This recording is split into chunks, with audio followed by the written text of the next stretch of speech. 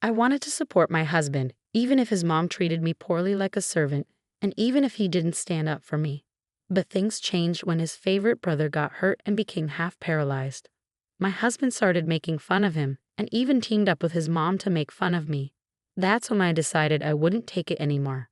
Holding my brother-in-law's hand, I promised to get back at my husband and mother-in-law.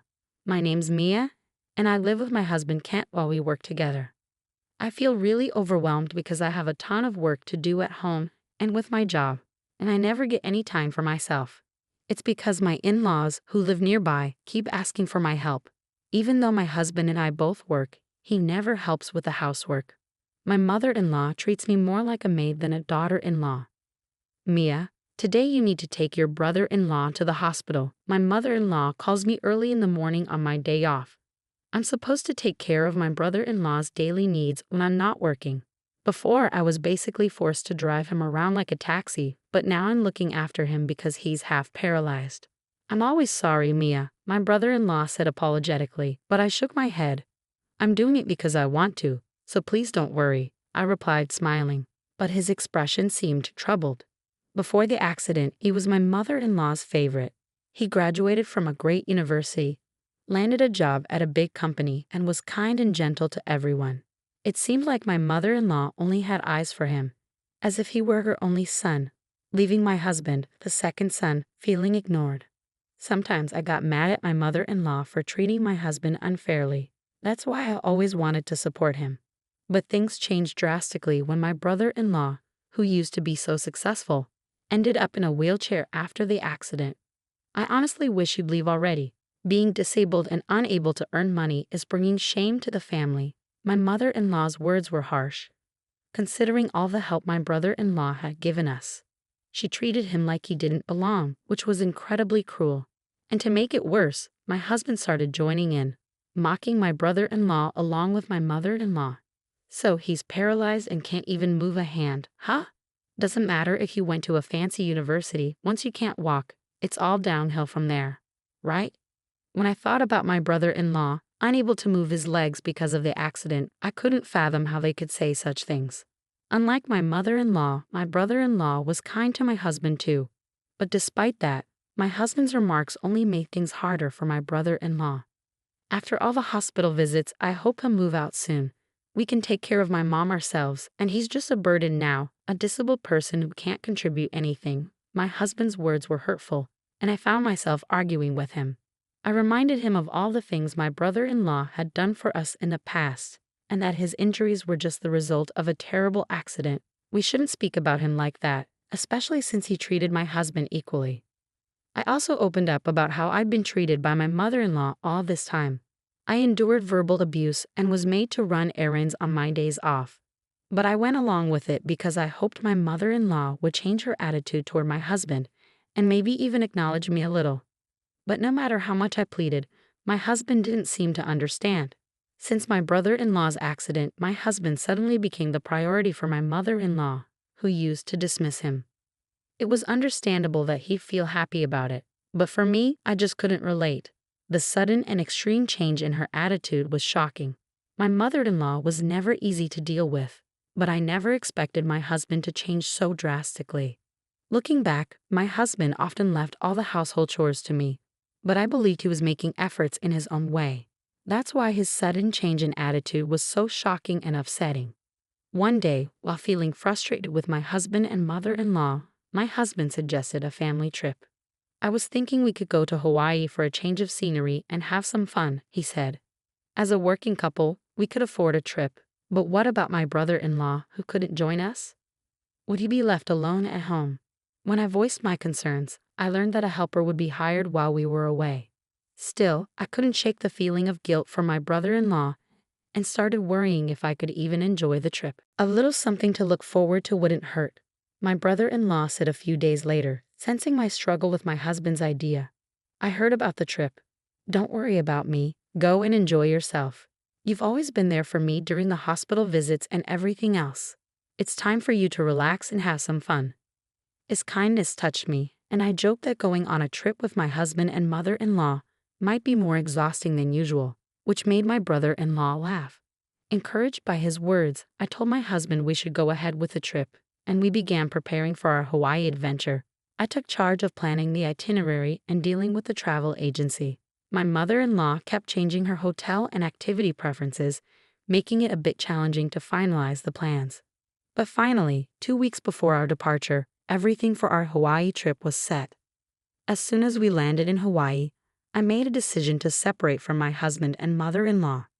I had already felt used even before the trip, so I had planned for this moment. Plus, I needed some time alone, which I had been longing for since the days leading up to our departure. Most of my effort went into helping my mother-in-law prepare for the trip. I'd rush to buy the things she needed after work, and on my days off, I'd take her to the store so she could pick out what she wanted. These shopping trips with my mother-in-law would easily take up 4 hours each time. The 2 weeks before our departure were packed with this and assisting my brother-in-law with his hospital visits. Then, on the day of the trip, my husband and mother-in-law chuckled and told me, "You stay and take care of your brother." Those words left me speechless and utterly stunned. "Since I usually take care of my son, this time it's your turn. Hiring a helper costs money, but you do it for free," my husband and mother-in-law joked, laughing it off. Their demeanor left me feeling no anger anymore. They left for the airport without me, and I stood frozen in place even after their car vanished from sight. Once back home, I used the spare key to enter my in-laws' house. I found my brother-in-law lying down in the living room and told him about what had just occurred. "I'm sorry for suggesting the trip, but I never imagined it would turn out like this," I told my apologetic brother-in-law, reassuring him that this outcome was probably for the best. I hadn't expected much from my mother-in-law to begin with, but this incident also revealed my husband's true colors. I struggled to put my feelings into words, but at that point, I didn't really care anymore. As I glanced down at my brother-in-law's immobile lower body and left hand, I suddenly saw him rise to his feet. It was shocking because he wasn't supposed to be able to move like that. "What's happening? How are you standing?" I blurted out in surprise. Unable to contain my astonishment, I asked my brother-in-law, who then explained that he wasn't permanently paralyzed. It turns out he had been wanting to put an end to my mother-in-law's excessive interference for a while. He had chosen to stay at the family home because he couldn't afford to live on his own. "I'm barely making ends meet," he explained.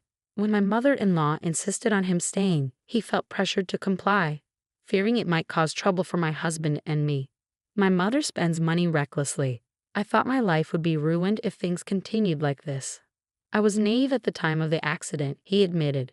He had been contemplating how to break free from his mother's hold without causing issues for us. The turning point came when he pretended to be paralyzed and unable to walk. That's when my mother-in-law's attitude towards him changed. And just as he was wondering what to do next, my mother-in-law began favoring my husband. Listening to his story, I couldn't help but feel genuinely sorry for my brother-in-law. "It's really frustrating, isn't it?" I replied with a wry smile, and my brother-in-law returned the smile. "Well, shall we fight back then? What do you think? You can join in, Mia," he suggested. I had no intention of letting things end like this. This whole situation had disgusted me with my husband and mother-in-law. So of course I agreed to my brother-in-law's proposal. 1 week later, my mother-in-law and husband returned from Hawaii. As soon as they arrived home, my husband called me.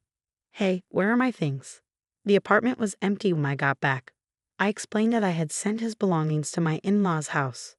"I made it so you can live with your mother like you've always wanted," I tearfully told him. But instead of understanding, he started complaining about how I moved his stuff without permission.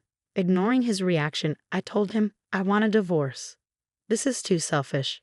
He was taken aback, demanding to know what had come over me and who was the selfish one. Finally finding my voice, I confronted him about his betrayal of my trust and how much I had endured for him. And during the preparations for the move, even more of his wrongdoing came to light. It turns out he was secretly giving money to my mother-in-law without telling me. Looking back, my mother-in-law's extravagant shopping habits continued even after my brother-in-law quit his job. I had always assumed he was the one funding her spending, but it turns out he had significantly cut back on his expenses after leaving his job. That meant my mother-in-law must have been getting money from someone else, and the only likely candidate was my husband. "You need to repay the money you've been spending without my knowledge," I know $22,000 had gone missing in the past few months, I told him firmly. In response, my husband offered weak excuses, but nothing he said seemed to justify what he had done. Realizing that everything I said was true, he couldn't come up with any valid reasons. I informed him that my brother-in-law had already moved out, and I was living in a new place.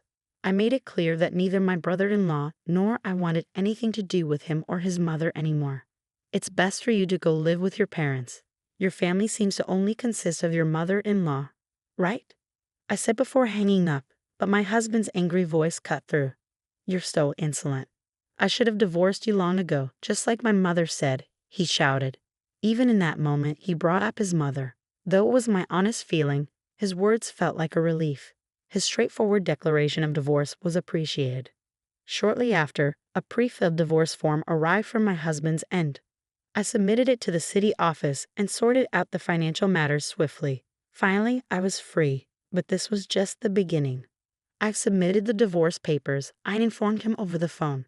His response was curt. Now that I don't have a nagging wife and a disabled brother around, things will be much better for me. This is the best outcome, huh? He laughed, I laughed too, adding, your brother-in-law has semi-retired and is enjoying life abroad. And did you know he wasn't actually paralyzed? Oh, and your mother-in-law has some debts, so good luck with that.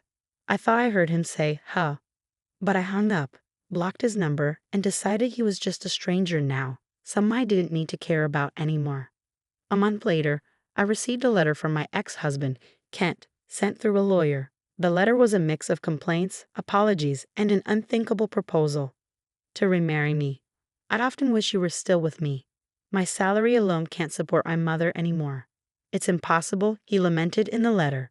It was filled with such absurd concerns, and I could almost sense the traces of tears in his words, which made me feel nauseous. I promptly threw the letter away. It appeared that my ex-husband had lost all his assets trying to repay my mother-in-law's debts. Yet it wasn't enough, and they ended up losing the family home. As for my mother-in-law, she was desperately searching for my brother-in-law, who had gone overseas. According to my brother-in-law, she had been reaching out to his acquaintances and former colleagues. Despite her efforts, none of them intended to disclose his whereabouts. And even if she did find out, she wouldn't be able to go there. This situation was putting my second son at risk. I want to see my older son, she reportedly said, but none of my brother-in-law's acquaintances were willing to help her. It seems that life with Kent has been quite challenging for my mother-in-law since the divorce. Meanwhile, I've been enjoying a peaceful life in my new single-person apartment. It's remarkably calm compared to the chaos of before. It's been a year since the divorce, and for the last 6 months, I haven't heard a word from my ex-husband.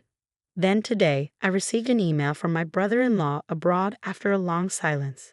The email contained news that my mother-in-law had finally gone bankrupt, her name even listed in the official Gazette.